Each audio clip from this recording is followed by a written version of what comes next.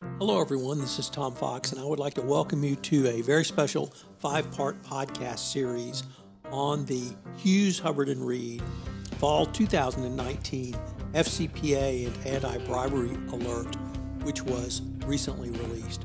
In this 5-part podcast series, we take a look at 5 separate areas that are touched upon in the alert. They include an overview of the alert, the U.S. FCPA component, the French developments in anti-bribery, anti-corruption, enforcement, and compliance programs, multilateral development banks and their role in the fight against bribery and corruption. And we conclude with a review of anti-bribery enforcement in Brazil, along with Brazilian authorities' embracement of compliance. The alert is a significant piece of research, but more importantly than simply listing cases, it gives you a deep dive into the analysis of both anti-bribery, anti-corruption enforcement, but also policy announcements by regulators and other commentary from countries outside the United States about the state of compliance and where it's going forward.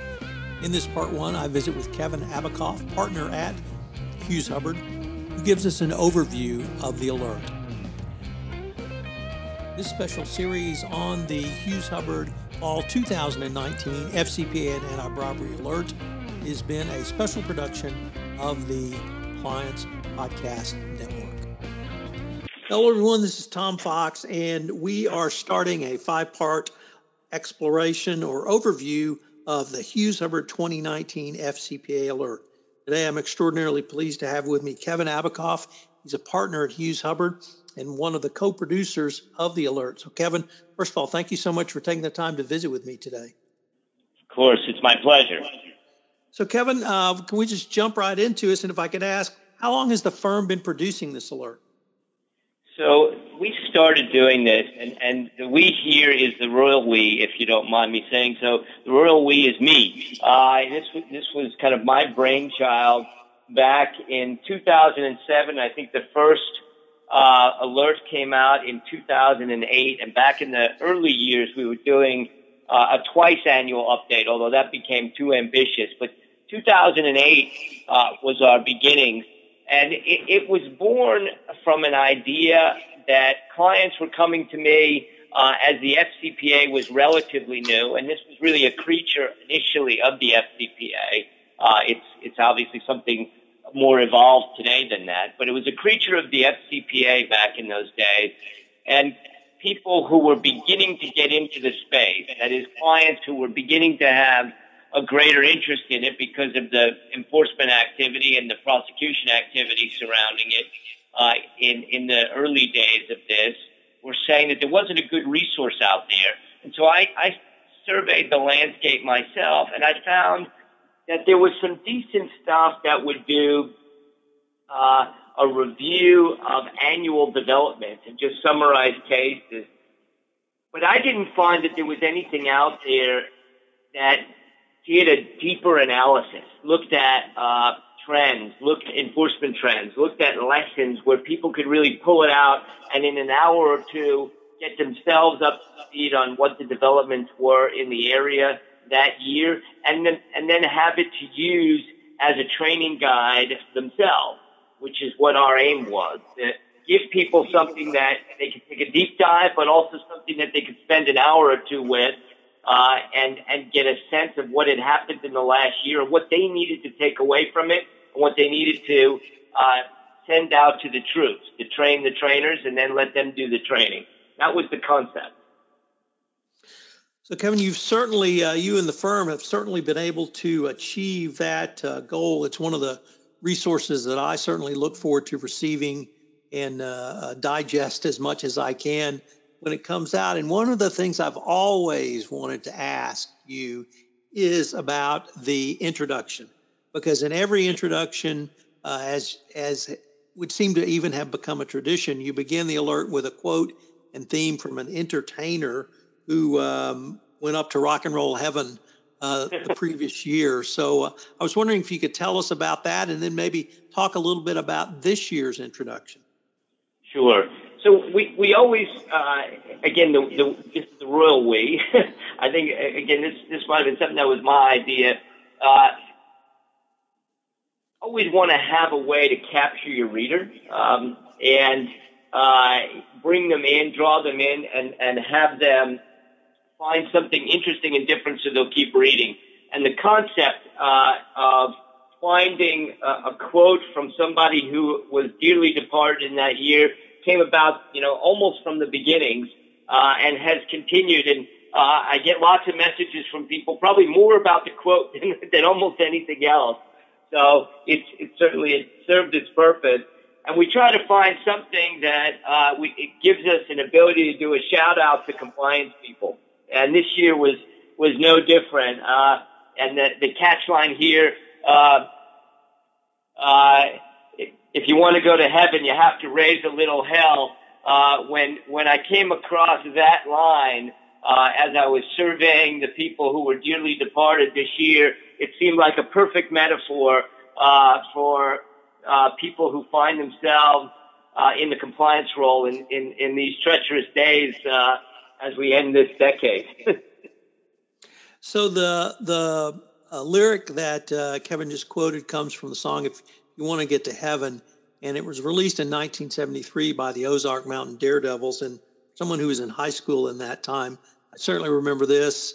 Way before there was MTV, there were music shows on Friday night on television, and the Ozark Mountain Daredevils were prominently featured along with this hit. So it was kind of a great look back for me in remembrance of kind of part of my life.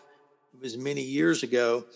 But the other thing I've always been intrigued about, Kevin, is what makes the Hughes Hubbard Alert different? You spoke about the analysis and the desire to really put to both the lawyer, the defense lawyer, the white-collar practitioner, and the compliance practitioner, a analysis of enforcement trends. You do obviously talk about cases, but it's really much broader and much deeper than that. So I was wondering if you could talk about what really, in your mind, makes the Hughes Hubbard Alert a little bit different than some of the other alerts that are now put out annually.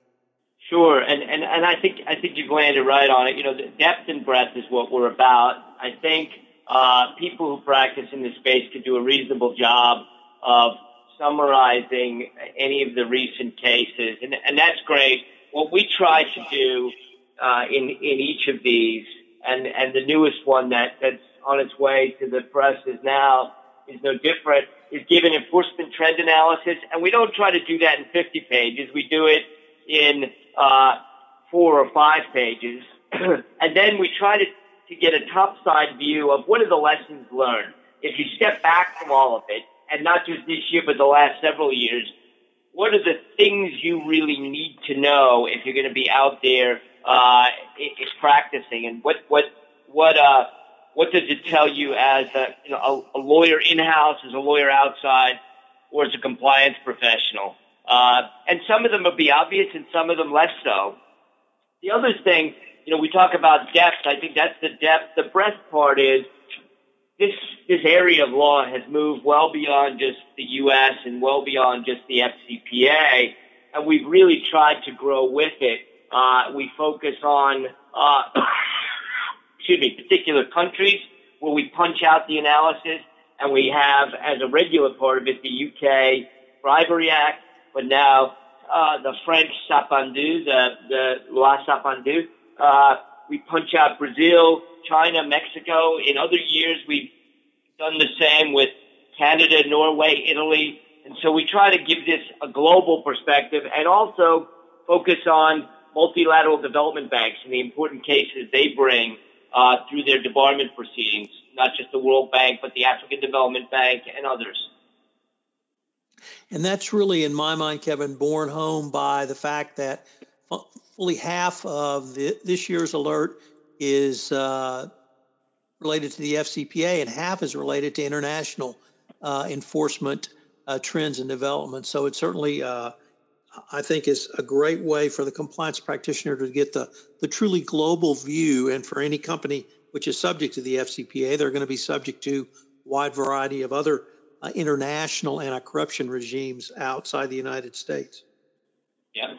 Yeah, and that's certainly the way we've seen our practice as well. It's not just the U.S. Rarely is there any significant case which is just a U.S. case alone. There's always multilateral development banks in the mix, or other nation states that are looking at the same set of potentially inappropriate transactions. Well, Kevin, unfortunately, we're near the end of our time, but I wanted to thank you for taking the time to visit with me today, and I look forward to continuing the conversation with your colleagues. Very much look forward to it as well. Thank you. Hello, everyone. This is Tom Fox again. I hope you enjoyed this episode in our special 5-part podcast series on the Hughes Hubbard Fall 2019 FCPA and Anti-Bribery Alert. I've linked to it in the show notes, and I would urge you to check it out, download it, and read it at your leisure. There's lots packed into it. And of course, best of all is the price, which is it's free. This special podcast series has been a presentation of the Compliance Podcast Network.